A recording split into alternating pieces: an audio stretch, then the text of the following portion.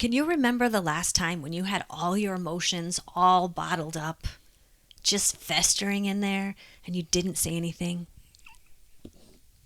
You're Yes, laughing. Yes, everybody can. everybody can. I Everybody believe. can. I believe we've all can attest to that. Yes, that is a misaligned heart chakra. Fuck. Today is all about the heart chakra, things that you can do to bring it back into alignment, and what the red flags are so you know when you might need to take a look at it, and how simple everyday things can get that chakra back into alignment. So your heart is all about the center of love and compassion and joy, empathy, like all those good feelings. Yet a lot of times we have a lot of weight sitting on our chest and density.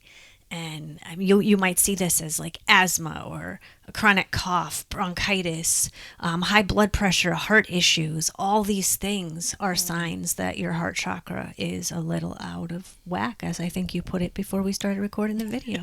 A little out of whack. Yeah, a little out of whack, that's for sure. And the other thing that the chakra, it works like the conduit, if you will, between the higher vibrations and the lower vibrations. That's where they all kind of meet, and it gets quite the workout, I would say. Yeah, it's also the conduit since it's the middle one. It's the fourth chakra. It's like right in the center of your chest, obviously with the heart. Well, the heart's a little to the left, but that's neither Just here nor slightly there. below Just it. slightly. I totally lost my train of thought. What was I trying to say? I don't know. Oh, the conduit. The conduit. So yes, it is right in the middle. And see, we all mess up. Failure, messing up. We'll keep this in the video because it's normal. It happens Yeah. to everybody. It's right in the middle. The first three chakras, which we've already gone over, you can look at those videos if you need a good place to start at the root chakra. Those first three are connected to this physical plane and how you show up in this world.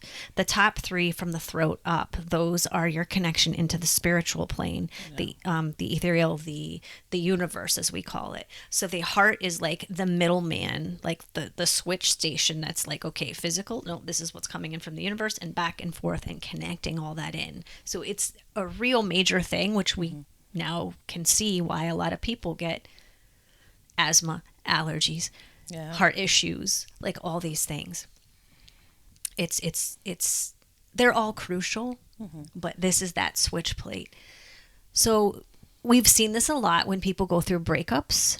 You get that heartache, you start pining over the person that you were with because you can't let them go. It's this weird place of holding on to what we've lost. So a lot of grief starts to come into play. Yeah. Or with the bottled up emotions, or sometimes past relationships, you'll start to see anger come up to play. Yeah. Or just being overwhelmed because your heart is broken. And so you don't feel like it's functioning right. If you're ever saying that your heart is broken, something's misaligned. Yeah. You're not in that high vibration that you really want to be. Yeah.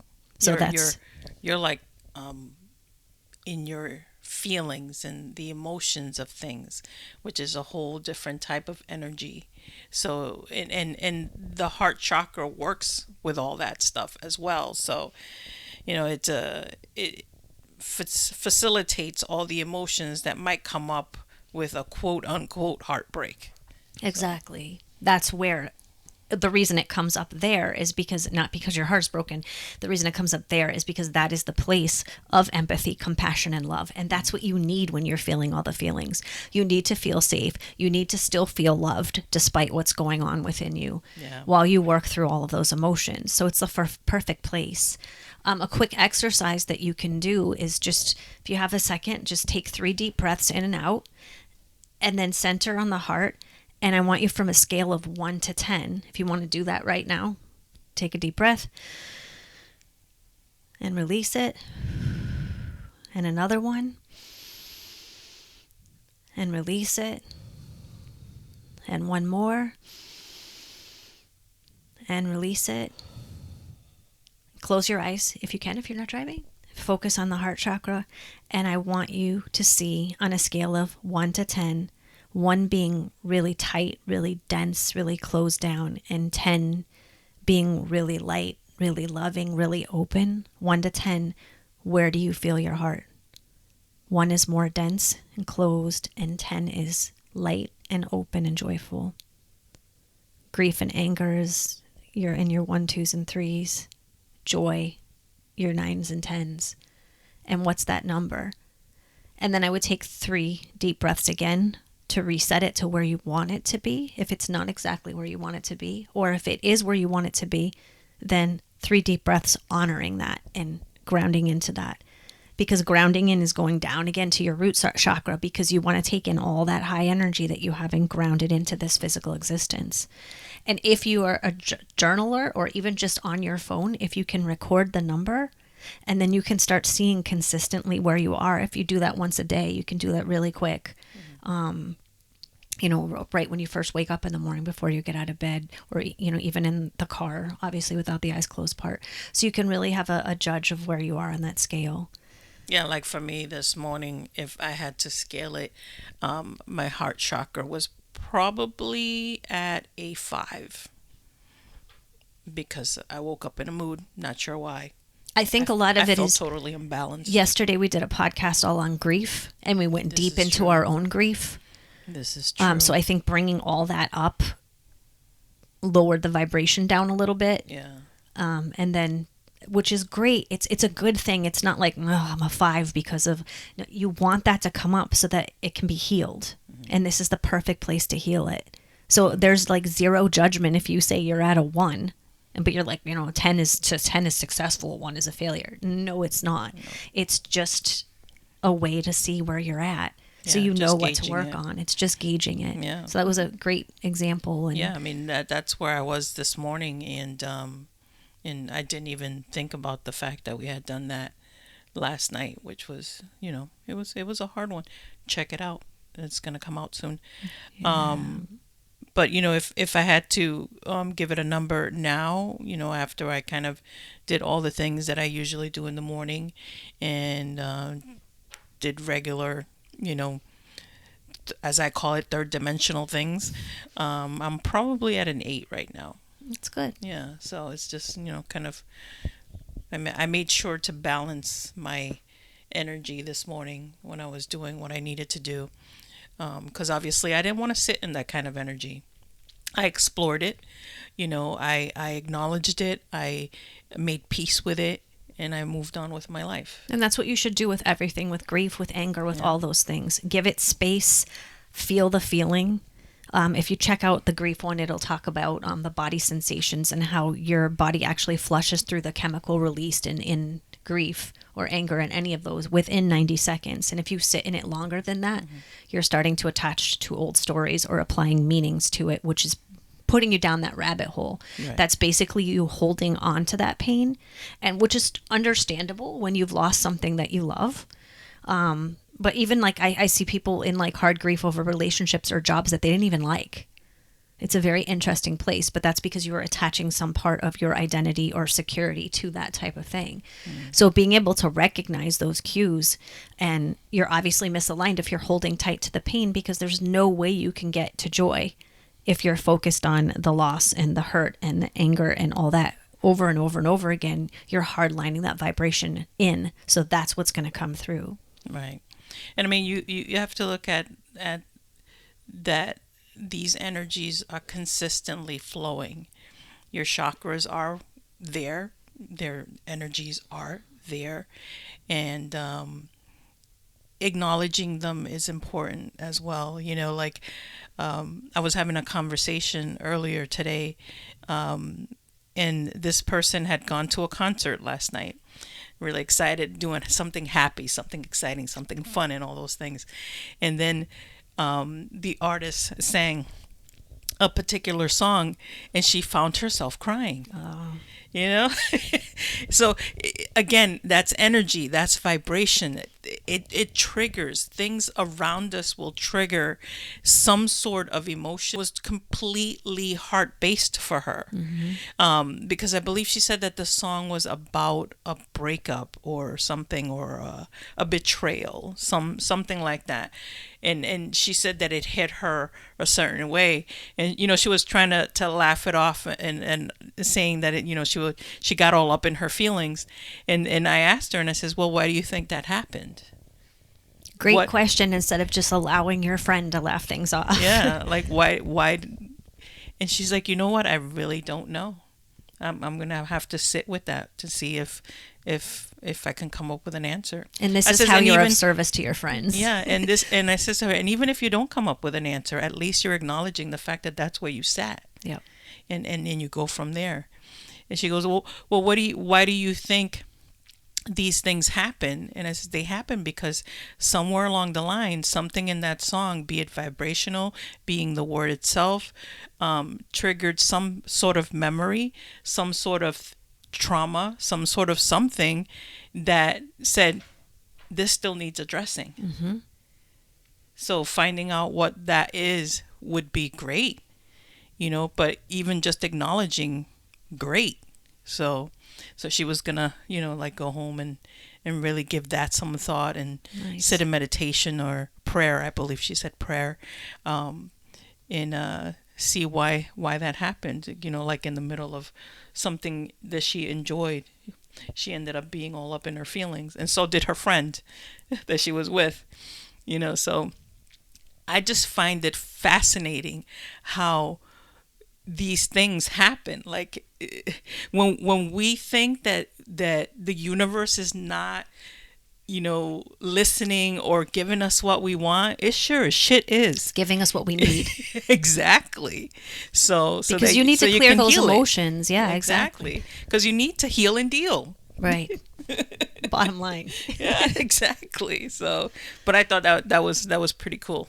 So to help you walk yourself back into alignment, you can ask yourself some questions like what emotional memories, and I'm pairing emotional and memories together on purpose. What emotional memories keep coming up for me?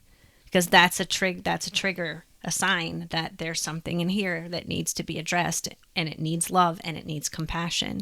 That's why, sometimes we're sitting in the car and we're like soulfully pouring our heart out, singing along to a song, like awfully, especially about betrayal, because we're like, it's just a release. And that's what these things are looking for within us, a release. Yeah.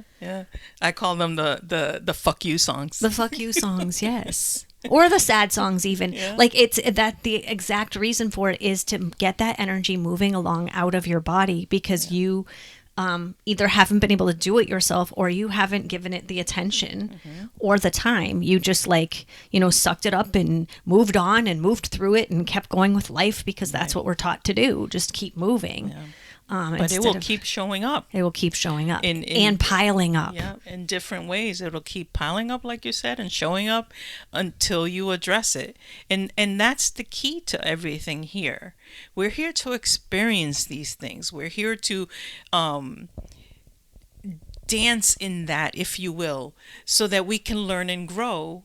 But most of all, learn a lot about ourselves. When we're sitting comfortable in something that we think that we're quote unquote happy in, nothing's happening. You're settling for what you have instead of pushing yourself for what you should be going for. Life isn't supposed to feel so, I don't know, mundane. Going through the motions. Like on autopilot. Life shouldn't feel that way. I know it bothers the fuck out of me when that happens. And I quickly try to figure out what's going on with me. Is all the energies aligning the way they need to be aligned? Where is my attention? All those things. And I start with meditation. And that's one of the things that you can do to start aligning your chakras. Meditation, prayer, whatever works for you. Because that's when you're able to say, okay, I'm open. I'm ready to receive whatever message shift I need. So, and until you do that, the universe or things will happen that'll be poking at you while you're going, why is that happening? Why am I feeling this way? Or why does that keep happening? We hear that a lot. I keep getting in these relationships or these friendships or this job, and then blah, fill in the blank happens over and over again. You attract the shit you're thinking about. You attract the shit you're feeling about. That's simple shit. Exactly. Yeah. So, So, I mean, what else can you do besides, we know the meditation and all that stuff. The color is green for the heart chakra. So you can wear green. You can get a green stone. Jade is awesome. I know the color is green for the chakra, but also things like rose quartz are really amazing. Drinking rose tea, lavender, any of those like soothing, calming type of things. Hugging someone, or even a pet, or even a stuffed animal. Like if you have a big stuffed animal, just like that whole embrace of it, that connection of it, will soothe your heart chakra, will soothe your nervous system, and make you feel so much better. So touch and connection. So you could get Reiki would be awesome, or if you know how to do Reiki or energy work, just focus it right in on there. And think about love and think about compassion. And ask yourself also, what wounds do I have that really need healing? What do they need? What makes me angry? Or who makes me angry? What am I sad about? Like all these things. yeah. What else? There's another one. Oh, like, who do I feel hate coming up towards? That's a good one. Who do I need to forgive? And don't forget yourself. Who That's am I on my jealous list, of? too. Forgiveness is one of them. Connecting with nature. Self-care is another one that's very important. But you kind of touched on all those things with those questions. So Yeah, because self-care is very loving. So Yeah. that's like a time that you go in extra when you're noticing Right, these things. and a lot of people say, I don't have time for self-care. Why not? You have time to Do you have time to be sick? take care of your children, take care of your house, time to go to work. Those are things you have to do, if you will, but you have to make time for them. So making time for yourself is equally as important. Should be at the top of the Oh have-to my list. God, yes, because I can't impress upon you enough that if you're not okay, you're not okay for anyone else. Mm-hmm. So you might think that you're helping and doing this and doing that, but if you're not good, they're not going to be good because they're seeing your stress. They're seeing your overwhelm. So yeah, don't do that. Self-care is very important. And if you Make it a are point. that person, that people pleaser that helps everybody else, you are misaligned in your heart chakra. That as a recovering helper, Fixer? I like to fix everything. Fixer, I like to helper? help everybody. If I know it and they're struggling, I don't want them to struggle, and I will try to fix it. I used to try to fix it. Now I was just at the library and somebody was having a very hard time, and I circled 3 different ways and kept diverting myself because I wanted to assist and I wanted to heart chakra issue like big time. And I was really into that energy, so I was very sensitive to it. And I noticed everybody else shying away from the person when they really needed support. But it was like, okay, tap in. Do you really need to fix that? Are you really exactly what this person needs right now? And you tap into the gut. You go back down into the physical because the heart just wants to love. So I just wanted to love this person because they weren't feeling good. But I dropped down in here and like safety wise and honoring myself and what I needed and needed to get done, like all these things. And then I brought it back up and I'm like, okay, I'm going to just go over there. I'm sending love to him while I'm finishing what I need to do, sending love to all the staff that's having to deal with the meltdowns that are happening. And so you recognize when you're working on this that you might be a little bit more wanting to love, and that's okay. Again, if you check in with yourself, and it's okay. Right, exactly. I mean, which is big for her because, I remember a lot of the times I would ask you, why? Why are you doing that? Why? And I need to help. I need to fix. I need to do this. I'm like, but why? Like it's not your job. I don't like to see people struggle, but I know that's how people learn and grow. Exactly. Sometimes when they choose to.